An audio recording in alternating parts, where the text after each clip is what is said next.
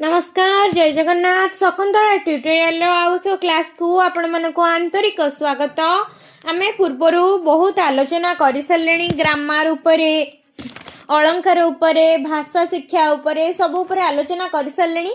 आज एक नूतन अध्याय उपरे आलोचना करिबा सेटा सबुठार अनन्य अध्याय जो अध्याय रे आलोचना कराई श्री जगन्नाथ साहित्य उपरे जगन्नाथंकर पूजा पार्वण उपरे 12 मासरे 13 ओषा संपर्क रे आलोचना कराई नीलचक्र संपर्क रे आलोचना कराई जगन्नाथ मंदिर संपर्क रे आलोचना कराई एवं विभिन्न आलोचना कराई जगन्नाथ उपरे। तेणु करी आज आलोचना टी आरंभ करिबा। जदि आपण माने आम चैनल रे नुआ अछंती तेबे जल्दी जल्दी सब्सक्राइब करि नियंतु। तेबे चलंतु आरंभ करिबा आज क्लास। प्रथम प्रश्न, ओडिशार राष्ट्र देवता भावरे काहाकू ग्रहण करा जाए? ओडिशार राष्ट्र देवता भावरे काहाकू ग्रहण करा जाए?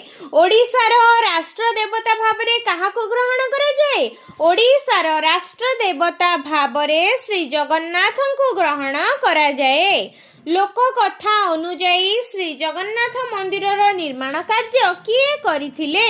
लोक कथा अनुजाई श्री जगन्नाथ मंदिरर निर्माण इंद्रद्युम्न करिथिले। लोक कथा अनुजाई श्री जगन्नाथ मंदिरर निर्माण किए करिथिले? इंद्रद्युम्न करिथिले। नेक्स्ट क्वेश्चन, इंद्रद्युम्न पुष्करिणी किपरि सृष्टि होइतिला बोली विश्वास करा जाए?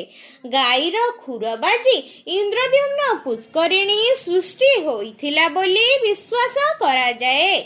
इंद्रद्युम्न पुष्करिणी किपरि सृष्टि होइतिला बोली विश्वास करा जाए? इंद्रद्युम्न पुष्करिणी गाईर खुर बाजी सृष्टि होइतिला बोली विश्वास करा जाए। इंद्रद्युम्न प्रथमे श्रीक्षेत्र रे केउ देवतांकु पूजा करुथिले? इंद्रद्युम्न प्रथमे श्रीक्षेत्र रे नृसिंह देवतांकु पूजा करुथिले। इंद्रद्युम्न प्रथमे श्रीक्षेत्र रे केउ देवतांकु पूजा करुथिले? इंद्रद्युम्न प्रथमे श्रीक्षेत्र रे नृसिंह देवतांकु पूजा करुथिले। इंद्रद्युम्नक राणीक नाम कौन? इंद्रद्युम्नक राणीक नाम गुंडीचा। इंद्रद्युम्न राणीक नाम कौन? इंद्रद्युम्नक राणीक नाम गुंडीचा। इतिहास अनुजाई जगन्नाथ मंदिरर निर्माण कार्य केउ राजा आरंभ करिथिले? इतिहास अनुजाई जगन्नाथ मंदिरर निर्माण कार्य चोडगंग देव 1200 शताब्दी रे आरंभ करिथिले। इतिहास अनुजाई श्री जगन्नाथ मंदिर निर्माण केउ राजा आरंभ करथिले? इतिहास अनुजाई श्री जगन्नाथ मंदिर निर्माण चोडगंग देव 2500 शताब्दी रे आरंभ करिथिले। 1200 शताब्दी रे आरंभ करिथिले। नेक्स्ट क्वेश्चन, केउ राजांक समय रे मंदिर निर्माण कार्य संपन्न होइथिला? तृतीय अनंग भीमदेवंक समय रे 1230 मसीहा बेलकु श्री जगन्नाथ मंदिर निर्माण कार्य संपन्न होइथिला। इतिहास अनुजाई श्री जगन्नाथ मंदिर निर्माण कार्य केउ राजा आरंभ करथिले? ना चोडगंग देव आरंभ करथिले। केउ राजांक समय रे यह संपूर्ण होइथिला? यह तृतीय अनंग भीमदेवंक समय रे निर्माण कार्य संपूर्ण होइथिला। नेक्स्ट क्वेश्चन, श्री जगन्नाथ मंदिरर उच्चता केते? श्री जगन्नाथ मंदिरर उच्चता 214 फुट बा 66 मीटर। श्री जगन्नाथ मंदिरर उच्चता हेउची 214 फुट बा 66 मीटर। नीलचक्रर उच्चता केते? नीलचक्रर उच्चता 11 फुट 9 इंची। नीलचक्रर उच्चता केते? नीलचक्रर उच्चता हेउची 11 फुट 9 इंच। नीलचक्र रे केतोटी अर अछि? नीलचक्र रे 8टी अर अछि। नीलचक्र रे केतोटी अर अछि? नीलचक्र रे 8टी अर अछि। श्री जगन्नाथ मंदिर केउ पत्थर रे निर्माण कराଯାଇଛି? श्री जगन्नाथ मंदिर बौलमालिया पत्थर रे निर्माण कराଯାଇଛି। श्री जगन्नाथ मंदिर केउ पत्थर रे निर्माण कराଯାଇଛି? श्री जगन्नाथ मंदिर बौलमालिया पत्थर रे निर्माण कराଯାଇଛି। श्री जगन्नाथ मंदिर केउं केउं शैली रे निर्मित? श्री जगन्नाथ मंदिर पंचरथ श्रीवत्स खंडशाला रेखा शैली रे निर्मित। केउं शैली रे निर्मित? पंचरथ श्रीवत्स खंडशाला रेखा शैली रे निर्मित। श्री जगन्नाथ मंदिर पंचरथ श्रीवत्स खंडशाला और रेखा शैली रे निर्मित। रत्न सिंहासन रे केतोटी मूर्ति उपासित होइथांती ओ किए किए? रत्न सिंहासन रे 7टी मूर्ति उपासित होइथांती बा बसिथांती बा स्थान ग्रहण करिथांती। सेमाने हेले जगन्नाथ, बलभद्र, सुभद्रा, सुदर्शन, भूदेवी, श्रीदेवी और नीलमाधव। रत्न सिंहासन रे केतोटी मूर्ति उपस्थापित होइथांती ओ किए किए? रत्न सिंहासन रे 7टी मूर्ति उपस्थापित होइथांती बा उपासित होइथांती। किए किए? जगन्नाथ, बलभद्र, सुभद्रा, सुदर्शन, भूदेवी, श्रीदेवी और नीलमाधव। नेक्स्ट क्वेश्चन, चतुर्धा मूर्ति काहाको कुहा जाए? चतुर्धा मूर्ति जगन्नाथ, बलभद्र और सुदर्शन को कुहा जाए। चतुर्धा मूर्ति काहाको कुहा जाए? ना जगन्नाथ, बलभद्र, सुभद्रा और सुदर्शन को चतुर्धा मूर्ति कुहा जाए। रत्न सिंहासन उच्चता, दैर्घ्य और प्रस्थ केते? 4 फुट, 16 फुट और 13 फुट। रत्न सिंहासन उच्चता, दैर्घ्य और प्रस्थ केते? 4 फुट, 16 फुट और 13 फुट। रत्न सिंहासन केउं गृह रे अवस्थित? रत्न सिंहासन गर्भगृह रे उपस्थित।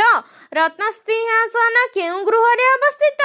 रत्न सिंहासन गर्भगृह रे अवस्थित। श्री जगन्नाथ मंदिर को केतोटी भागरे विभक्त करा जाइछि? श्री जगन्नाथ मंदिर को भोग मंडप, नाट्य मंडप, जगमोहन अणसर पिंडी और गर्भगृह भावरे विभक्त करा जाइछि। श्री जगन्नाथ मंदिर को केतोटी भागरे विभक्त करा जाइछि? श्री जगन्नाथ मंदिर को 4टी भागरे विभक्त करा जाइछि। प्रथमटी हला भोग मंडप, नाट्य मंडप, जगमोहन अणसर पिंडी और गर्भगृह। कौन कौन? भोग मंडप, नाट्य मंडप, जगमोहन अणसर पिंडी और गर्भगृह। नेक्स्ट क्वेश्चन, श्री जगन्नाथ मंदिर रे थिबा शिलालेखटीर नाम कौन? श्री जगन्नाथ मंदिर रे थिबा शिलालेखटीर नाम हला जय विजय शिलालेख। जय विजय शिलालेख केउंठी अवस्थित? श्री मंदिर रे जय विजय शिलालेख अवस्थित। श्री जगन्नाथ मंदिर को प्रवेश करबा पई केतोटी द्वार रहिछि? श्री जगन्नाथ मंदिर को प्रवेश करबा पई 4टी द्वार रहिछि। श्री जगन्नाथ मंदिर को प्रवेश करबा पई केतोटी द्वार रहिछि? श्री जगन्नाथ मंदिर को प्रवेश करबा पई 4टी द्वार रहिछि। पूर्व द्वार को केउं द्वार कुहा जाए? पूर्व द्वार को सिंह द्वार बा धर्म द्वार कुहा जाए। पूर्व द्वार को केउं द्वार कुहा जाए? ना सिंह द्वार बा धर्म द्वार कुहा जाए। पश्चिम द्वार को केउं द्वार कुहा जाए? पश्चिम द्वार को व्याघ्र द्वार बा काम द्वार कुहा जाए। पश्चिम द्वार को काम द्वार बा व्याघ्र द्वार कुहा जाए। उत्तर द्वार को केउं द्वार कुहा जाए? उत्तर द्वार को हाथी द्वार बा मोक्ष द्वार कुहा जाए। उत्तर द्वार को हाथी द्वार बा मोक्ष द्वार कुहा जाए। दक्षिण द्वार को केउं द्वार कुहा जाए? दक्षिण द्वार को घोड़ा द्वार बा अर्थ द्वार कुहा जाए। दक्षिण द्वार को केउं द्वार कुहा जाए? घोड़ा द्वार बा अर्थ द्वार कुहा जाए। 22 पाहाच केउं द्वार रे रहिछि? 22 पाहाच पूर्व द्वार रे रहिछि। पूर्व द्वार को कोन द्वार कहउतला? सिंह द्वार बा धर्म द्वार। सिंह द्वार बा धर्म द्वार रे 22 पाहाच रहिछि। पूर्व द्वार बा सिंह द्वार बा धर्म द्वार रे 22 पाहाच रहिछि। 22 पाहाच काहार नाम रे नामित होइछि?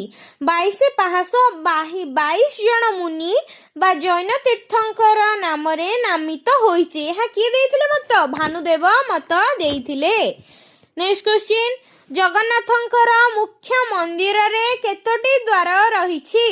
ଜଗନ୍ନାଥଙ୍କର ମୁଖ୍ୟ ମନ୍ଦିରରେ 6ଟି ଦ୍ୱାର ରହିଛି।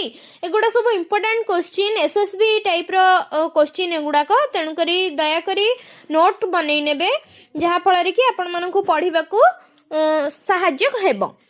ଏହା ଓଡ଼ିଆ ସାହିତ୍ୟର ଜ୍ଞାନକୋଷ ପୁସ୍ତକରୁ ଆଲୋଚନା କରାଯାଉଛି। ଏହି କ୍ୱେଶ୍ଚିନ୍ ଗୁଡ଼ିକ ନିଶ୍ଚିନ୍ତ ପରୀକ୍ଷାରେ ଆସିବ ବୋଲି ମୁଁ ଆଶା କରୁଛି। ନେକ୍ସଟ କ୍ୱେଶ୍ଚିନ୍, ଜଗନ୍ନାଥଙ୍କର ମୁଖ୍ୟ ମନ୍ଦିରରେ କେତୋଟି ଦ୍ୱାର ରହିଛି? 6ଟି ଦ୍ୱାର।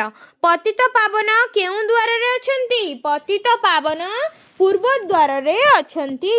ସିଂହଦ୍ୱାର ଉପରେ କେଉଁ ଦେବୀଙ୍କର ମୂର୍ତ୍ତି ରହିଛି? ସିଂହଦ୍ୱାର ଉପରେ ଲକ୍ଷ୍ମୀଙ୍କର ମୂର୍ତ୍ତି ରହିଛି। ସିଂହଦ୍ୱାର ଉପରେ କେଉଁ ଦେବୀଙ୍କର ମୂର୍ତ୍ତି ରହିଛି? ସିଂହଦ୍ୱାର ଉପରେ ଲକ୍ଷ୍ମୀଙ୍କର ମୂର୍ତ୍ତି ରହିଛି। ସିଂହଦ୍ୱାର ଉପରେ କାହାର ମୂର୍ତ୍ତି ରହିଛି? ଲକ୍ଷ୍ମୀଙ୍କର ମୂର୍ତ୍ତି ରହିଛି। ଜଗନ୍ନାଥ ମନ୍ଦିରରେ ଯେଉଁ ପତାକା ଲାଗେ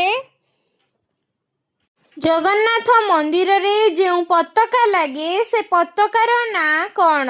ଜଗନ୍ନାଥ ମନ୍ଦିରରେ ଯେଉଁ ପତାକା ଲାଗେ ସେ ପତାକାର ନାମ ହେଲା ପତିତ ପାବନ। ନେକ୍ସଟ କ୍ୱେଶ୍ଚିନ୍, ମେଘନାଦ ପାଚେରୀ କିଏ ନିର୍ମାଣ କରିଥିଲେ? ମେଘନାଦ ପାଚେରୀ କପିଳେନ୍ଦ୍ର ଦେବ ନିର୍ମାଣ କରିଥିଲେ। ଜଗନ୍ନାଥ ମନ୍ଦିରର ବାହାର ପାଚେରୀର ନାମ କ'ଣ? ଜଗନ୍ନାଥ ମନ୍ଦିରର ବାହାର ପାଚେରୀର ନାମ ମେଘନାଦ ପାଚେରୀ। ମେଘନାଦ ପାଚେରୀର ଉଚ୍ଚତା ଓ ଦୈର୍ଘ୍ୟ ପ୍ରସ୍ଥ କେତେ? ମେଘନାଦ ପାଚେରୀର ଉଚ୍ଚତା ଓ ଦୈର୍ଘ୍ୟ ପ୍ରସ୍ଥ 22 ଫୁଟ ଏବଂ ପ୍ରସ୍ଥ 65 ଡିଗ୍ରୀ 68 ଡିଗ୍ରୀ। ଜଗନ୍ନାଥ ମନ୍ଦିରର ଭିତର ପାଚେରୀର ନାମ କ'ଣ? ଜଗନ୍ନାଥ ମନ୍ଦିରର ଭିତର ପାଚେରୀର ନାମ ହେଲା କୁର୍ମ ପାଚେରୀ। ଜଗନ୍ନାଥ ମନ୍ଦିରର ଭିତର ପାଚେରୀର ନାମ କ'ଣ? କୁର୍ମ ପାଚେରୀ। ଜଗନ୍ନାଥ ମନ୍ଦିରର ଭିତର ପାଚେରୀର ନାମ କ'ଣ? କୁର୍ମ ପାଚେରୀ। କୁର୍ମ ପାଚେରୀରେ କେତୋଟି ଦ୍ୱାର ରହିଛି? କୁର୍ମ ପାଚେରୀରେ 6ଟି ଦ୍ୱାର ରହିଛି। ବାହାର ବେଢ଼ା କାହାକୁ କୁହାଯାଏ? ମେଘନାଦ ପାଚେରୀ ଠାରୁ କୁର୍ମ ପାଚେରୀ ପର୍ଯ୍ୟନ୍ତ ବେଢ଼ାକୁ ବାହାର ବେଢ଼ା କୁହାଯାଏ। ଭିତର ବେଢ଼ା କାହାକୁ କୁହାଯାଏ? କୁର୍ମ ପାଚେରୀ ଠାରୁ ଜଗନ୍ନାଥ ମନ୍ଦିର ପର୍ଯ୍ୟନ୍ତ ସୀମାକୁ ଭିତର ବେଢ଼ା କୁହାଯାଏ। ଜଗନ୍ନାଥ ମନ୍ଦିର ଭିତରେ ଥିବା ବୃକ୍ଷଟିର ନାମ କ'ଣ? ଜଗନ୍ନାଥ ମନ୍ଦିର ଭିତରେ ଥିବା ବୃକ୍ଷଟିର ନାମ କଳ୍ପବଟ। ଜଗନ୍ନାଥ ମନ୍ଦିର ଭିତରେ ଥିବା ବୃକ୍ଷଟିର ନାମ କ'ଣ? କଳ୍ପବଟ। ଜଗନ୍ନାଥ ମନ୍ଦିର ଭିତରେ ଥିବା ବୃକ୍ଷଟିର ନାମ କ'ଣ? କଳ୍ପବଟ। ଶ୍ରୀକ୍ଷେତ୍ରରେ ପଞ୍ଚତୀର୍ଥ ମଧ୍ୟରୁ ଜଗନ୍ନାଥ ମନ୍ଦିର ଭିତରେ କେଉଁ ତୀର୍ଥଟି ରହିଛି? ଶ୍ରୀକ୍ଷେତ୍ର ପଞ୍ଚତୀର୍ଥ ମଧ୍ୟରୁ ଶ୍ରୀ ଜଗନ୍ନାଥ ମନ୍ଦିର ଭିତରେ ଥିବା ତୀର୍ଥଟିର ନାମ ହେଉଛି ରୋହିଣୀ କୁଣ୍ଡ। ପୀଠ ଦେବୀ ଭାବରେ କେଉଁ ଦେବୀଙ୍କୁ ଜଣାଯାଏ? ପୀଠ ଦେବୀ ଭାବରେ ମା ବିମଳା ଓ ଭୈରବୀଙ୍କୁ ଜଣାଯାଇଥାଏ। ମା ବିମଳାଙ୍କ ପାଖରେ କେତେ ଥର ବଳି ଦିଆ ହୁଏ? ମା ବିମଳାଙ୍କ ପାଖରେ 3 ଥର ବଳି ଦିଆଯାଇଥାଏ। ଆଶ୍ୱିନ ମାସ ସପ୍ତମୀ, ଅଷ୍ଟମୀ ଓ ନବମୀ ତିଥିରେ। ମା ବିମଳାଙ୍କ ପାଖରେ କେତେ ଥର ବଳି ଦିଆଯାଏ? ମା ବିମଳାଙ୍କ ପାଖରେ 3 ଥର ବଳି ଦିଆଯାଇଥାଏ। ଗୋଟେ ଥର ହେଲା ଆଶ୍ୱିନ ମାସର ସପ୍ତମୀ, ଅଷ୍ଟମୀ ଓ ନବମୀ ତିଥିରେ। ନେକ୍ସଟ କ୍ୱେଶ୍ଚିନ୍, ଫତେ ହନୁମାନ କେଉଁ ଦ୍ୱାରରେ ଏବଂ କାନପତା ହନୁମାନ କେଉଁ ଦ୍ୱାରରେ? ଫତେ ହନୁମାନ ହେଉଛନ୍ତି ପୂର୍ବ ଦ୍ୱାର ଓ କାନପତା ହନୁମାନ ହେଉଛନ୍ତି ପଶ୍ଚିମ ଦ୍ୱାର। ଫତେ ହନୁମାନ କେଉଁ ଦ୍ୱାର? ପୂର୍ବ ଦ୍ୱାର ଓ କାନପତା ହନୁମାନ ହେଉଛନ୍ତି ପଶ୍ଚିମ ଦ୍ୱାର। ନେକ୍ସଟ କ୍ୱେଶ୍ଚିନ୍, ନାଟ ମଣ୍ଡପରେ ଥିବା ଖମ୍ବଟିର ନାମ କ'ଣ? ନାଟ ମଣ୍ଡପରେ ଥିବା ଖମ୍ବଟିର ନାମ ହେଉଛି ଗରୁଡ଼ ସ୍ତମ୍ଭ। ସିଂହଦ୍ୱାର ସମ୍ମୁଖରେ ଥିବା ଖମ୍ବଟିର ନାମ କ'ଣ? ସିଂହଦ୍ୱାର ସମ୍ମୁଖରେ ଥିବା ଖମ୍ବଟିର ନାମ ଅରୁଣ ସ୍ତମ୍ଭ। ସିଂହଦ୍ୱାର ସମ୍ମୁଖରେ ଥିବା ଖମ୍ବଟିର ନାମ କ'ଣ? ଅରୁଣ ସ୍ତମ୍ଭ। ଅରୁଣ ଖମ୍ବକୁ କେଉଁ ରାଜା କୋଣାର୍କ ମନ୍ଦିରରୁ ଆଣିଥିଲେ? ଅରୁଣ ଖମ୍ବକୁ ଅଷ୍ଟାଦଶ ଶତାବ୍ଦୀରେ ଦିବ୍ୟସିଂହ ଦେବ କୋଣାର୍କ ମନ୍ଦିରରୁ ଆଣିଥିଲେ। ଅରୁଣ ଖମ୍ବକୁ ଦିବ୍ୟସିଂହ ଦେବ ଅଷ୍ଟାଦଶ ଶତାବ୍ଦୀରେ କୋଣାର୍କ ମନ୍ଦିରରୁ ଆଣିଥିଲେ। ଅରୁଣ ସ୍ତମ୍ଭ କେତେ କୋଣ ବିଶିଷ୍ଟ ଓ ଉଚ୍ଚତା କେତେ? ଅରୁଣ ସ୍ତମ୍ଭ 16 କୋଣ ବିଶିଷ୍ଟ। ଏହାର ଉଚ୍ଚତା ହେଲା 33 ଫୁଟ 8 ଇଞ୍ଚ। ଗରୁଡ଼ ସ୍ତମ୍ଭ କେଉଁଥିରେ ତିଆରି? କାଠର ଜୀବାଶ୍ମରେ ଗରୁଡ଼ ସ୍ତମ୍ଭ ତିଆରି। ଅରୁଣ ସ୍ତମ୍ଭ କେଉଁଥିରେ ତିଆରି? ଅରୁଣ ସ୍ତମ୍ଭ ହେଉଛି 16 କୋଣ ବିଶିଷ୍ଟ 33 ଫୁଟ 8 ଇଞ୍ଚ। ଗରୁଡ଼ ସ୍ତମ୍ଭ କାଠର ଜୀବାଶ୍ମରେ ତିଆରି।